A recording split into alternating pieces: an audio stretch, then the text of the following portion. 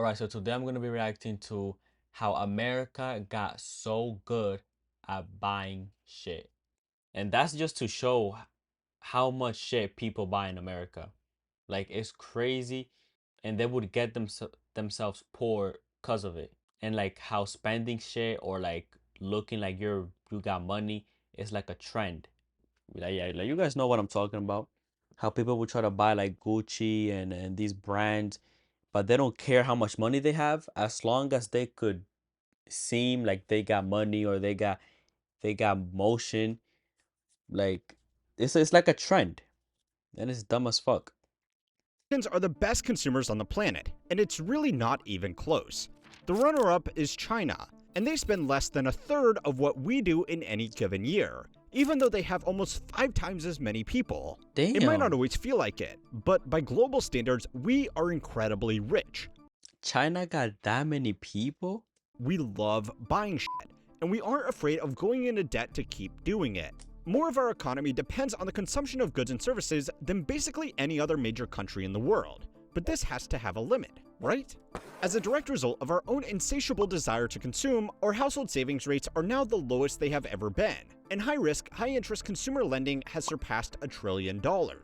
That doesn't include things like car loans, home loans, student loans, medical loans, or informal lending like buy now, pay later, which are also approaching all-time highs. So what is going to happen to the best consumers on the planet if they can't afford to consume anymore? And more importantly, could we solve all of our problems by just buying less shit?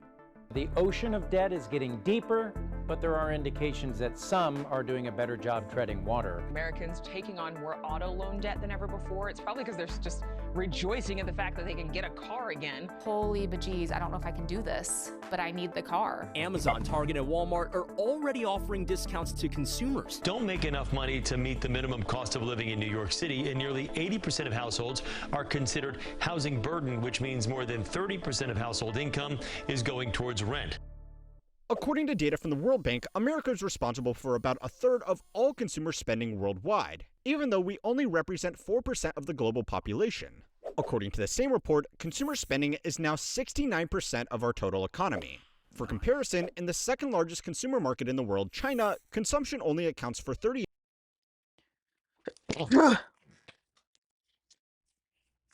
Holy. Now, but 70% of the GDP is just for from people consuming is diabolical, bro. That's how much people spend to the point where it's 70%. 8% of their GDP. Now, that might be a bit of an unfair comparison. Outside of its major cities, China still has a lot of people who are very poor and don't buy things beyond the bare essentials. The European Union is a more comparable peer, but when counted as a single group, only 51% of their GDP is tied up in consumer spending, and as time goes on, they are spending less and less while we are spending more. By basically any metric, Americans are the best consumers on the planet, and this wasn't by accident. After the Second World War, America had a problem. The industrial juggernaut we had built up to fight the war in Europe and the Pacific no longer needed to make planes, tanks, ships, and munitions for the war effort. After the Great Depression, the government really didn't want to let these factories go idle, so it continued policies first pushed by the New Deal to encourage consumer spending to give those factories and their workers something to feed. The problem suddenly became that the market was saturated with goods and services, and there was presumably a limit to what people would buy. It was at this point that modern Mad Men-style advertising became a thing, as companies now needed to create demand rather than just catering to the demand that already existed. A not-so-fun fact is that a lot of the men that honed their craft creating propaganda for the First and Second World War pivoted to advertising where they could use their skills to sell products instead of selling the nation's war efforts. The historian Kenneth Jackson noted in his book Crabgrass Frontier that the year after the war ended, there were only 8 self-contained shopping centers in America. Most purchases were still done at local standalone stores that catered to the essentials for everyday life. Just 14 years later, though, at the start of the 1960s, there were over 4,000 shopping centers across the country, all vying for their sweet, sweet consumer dollars. At this time, most of the other major economies around the world had the more immediate problem of rebuilding their factories and infrastructure that were destroyed during the war. Only after that did they have to start worrying about what to do with their extra industrial output. This gave America a head start in consumerism that has been hard to catch up to. So that's the incredibly brief story about how we got here. But what does this actually mean for us today?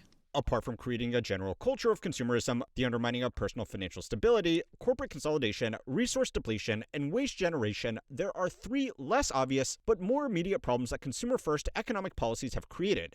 And Bro, people just buy shit. Like, people just buy whatever, whenever, however. And like the trash he just showed, that just when you buy so much shit, you're gonna output a lot of shit. You're gonna have a lot of stuff to throw out. So even though we are the country that consumes the most and buys the most, in return, we are well, but I know that America is definitely one of the countries that just has the most waste because we just buy so much shit. It's definitely up there, top 5 countries that create the most waste. three less obvious but more immediate problems that consumer-first economic policies have created, and two very important reasons why we can't really afford to get off the treadmill of consumption. The first problem we slowly created for ourselves is that consumerism made luxury, convenience, and experience cheap, but everyday life expensive. The optimization of industry, combined with globalized trade, finance, and shared expertise, has made consumer goods incredibly cheap by historical standards. Adjusted for inflation in the 1960s, an airline ticket from New York to Europe would cost $6,000, a fridge $4,000, a massive 21-inch color TV was almost $9,000, a home microwave oven produced by Raytheon was $5,000, and even modest home furnishings were worth the equivalent of tens of thousands of dollars today. Added together, these consumer goods and services that probably seem pretty basic to you were collectively worth as much as a house. That's because back then, consumer goods were luxuries, but housing was a pretty basic purchase. Today, global industry has made consumer goods extremely cheap, but constrained resources like land very expensive. You could go on an extended European vacation, buy the latest array of electronics and home appliances, and probably spend less than a few months' rent. All of these goods combined wouldn't add up to a down payment on a home in most cities, let alone an outright purchase. Now, hot take alert, but a lot of this stuff is actually pretty great. Fridges, washing machines, and modern computers do make our lives better and easier. Even modern services like, well, YouTube can be great if consumed in moderation.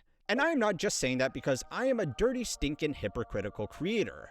Modern conveniences have improved our lives, and if consumerism stopped there, we could probably have found a happy balance between cheap modern amenities without the trade-offs that came with it. But the problem was, it was almost impossible to stop it there. Building an economy on consumers meant we had to keep on consuming. So it's time to learn how money works to find out what happens when we are finally full. Like, you rely on it. The country is relying on us buying shit. So it's gonna keep the cycle of making us buy stupid shit. And especially social media and just people flexing that they bought the latest whatever. Like, at the end of the day, that is a big problem because you have a generation of people that cannot even control themselves, cannot even control their impulses, and they just want to spend and just waste their money. But as you could see, that is what the country revolves around.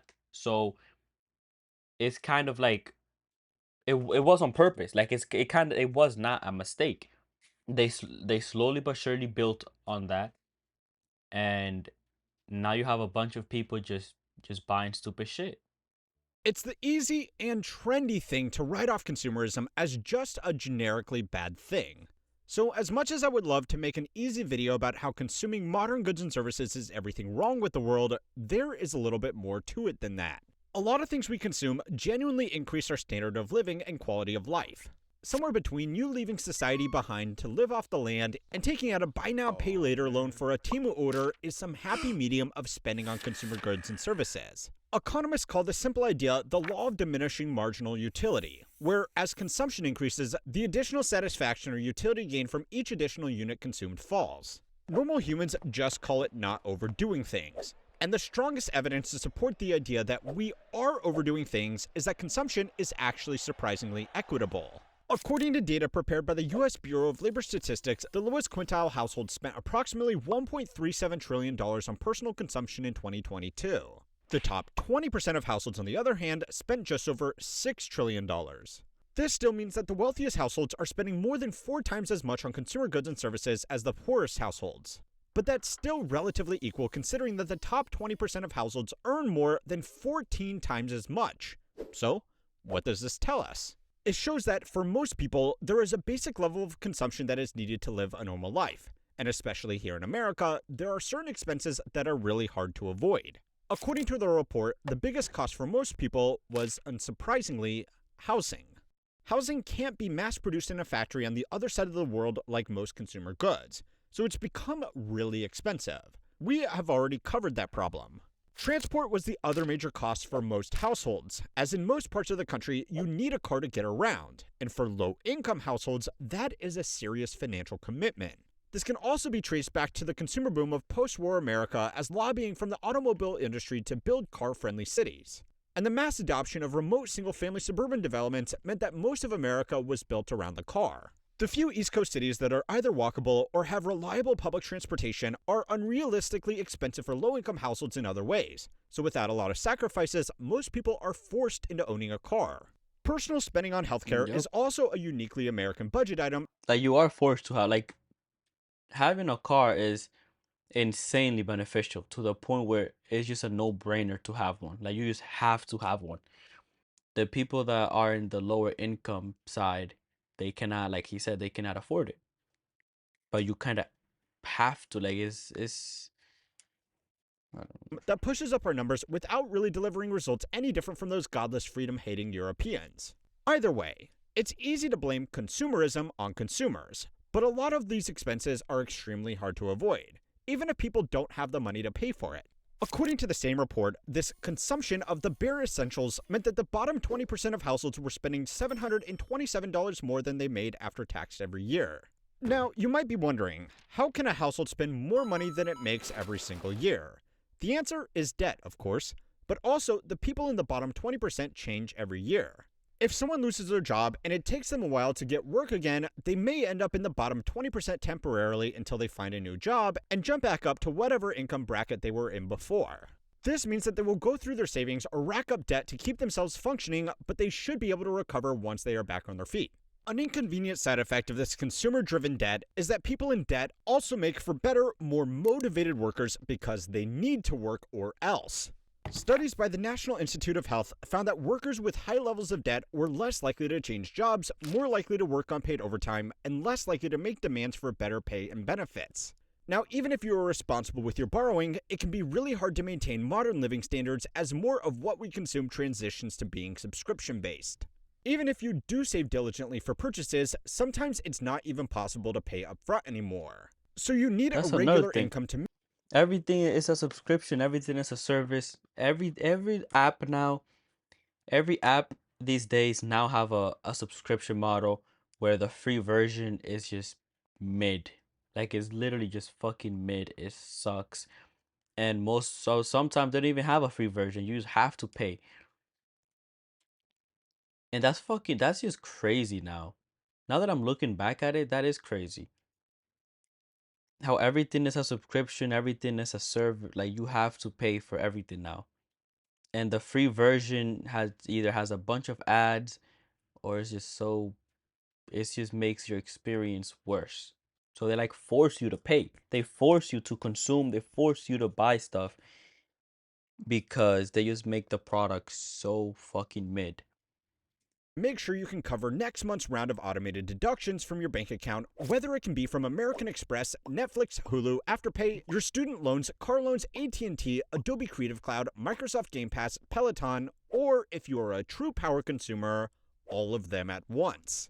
If you lose your income for any reason, you don't actually own anything to tide you over, so it's a lot easier to fall behind a lot faster.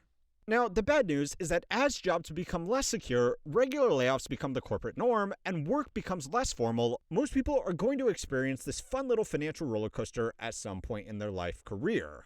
Data from the Fed showed that at the height of the pandemic-era stimulus, the fastest growing share of retail consumer spending came from low-income earners. This was simply because stimulus checks let them make purchases that they weren't able to afford before. Since then, growth in spending from high-income earners has more than doubled that of low-income earners. Companies have seen pandemic-era wealth accumulation and gone upmarket on most of their items, catering to the group of consumers that still has purchasing power. So if anybody really has the power to stop their consumption, it's high-income earners. And on an individual level, that's probably a really good idea. A report by the Wall Street Journal has found that the US economy as a whole now depends more on the spending habits of the top 10% than ever before, because they are the only ones that can reliably afford high-margin non-essentials. In such a consumer-centric economy, Oh, I get protecting it those now. rich people who are the consumers becomes the most important objective, even though protecting workers would be a better long-term solution because better paid and more productive workers turn into consumers anyway. An alarming amount of extremely high-income earners are living paycheck to paycheck because companies have gotten so good at making sure that there is always something to purchase. Advertising and marketing have grown in line with consumer spending and now by themselves represent as much as 5% of GDP, Damn. and the formula has been perfected over the decades. So yeah, a pullback in consumption, especially imported low-quality goods, is probably a good idea as an individual, but on a nationwide level, it could get very scary. Our status as the biggest consumer market in the world gives us a lot of advantages. The reason that America has so many of the world's largest companies is because if you can scale a business to address the entire US market, it's already big enough to be globally dominant. And yeah, as dumb as the current trade wars might seem, we do have a lot of negotiating power because everybody wants access to our consumers.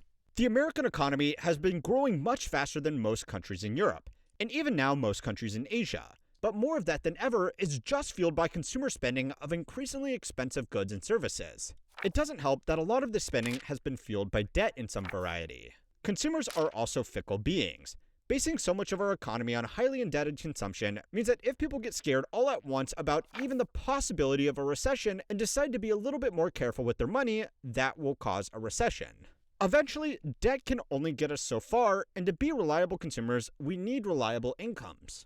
Unfortunately, the last real problem with this is that a growing share of this consumption is being provided by a rapidly shrinking share of suppliers, which is going to make issues like consumerism almost impossible to unravel. Go and watch this video next to find out just how concentrated our economy has become. And make sure to like and subscribe. Well, there it is. Um, Obviously it has its advantages and disadvantages of being like the biggest consumer as a country, but it's definitely crazy and it's definitely gonna get to a bad point. And like he said that if people cannot get the money to buy stuff, it could easily go to a recession. Because if that is what we rely on, of people just spending, if a lot of people cannot even get the money to spend, then it could really fuck up the economy. It really could. It really can. But at the same time, it allows us to buy from a lot of country. So a lot of country could kind of like rely on us, like China. Well, China doesn't rely on us specifically, but we are one of the biggest buyers. We buy a bunch of shit from China. So we have a lot of power on other countries because we are just a big ass fucking buyer. So that definitely gives us leverage. But one thing I gotta say is stop buying stupid shit. You could spend your money somewhere else. You could spend your money somewhere that could actually benefit you. But yeah, with much love, thank you for watching.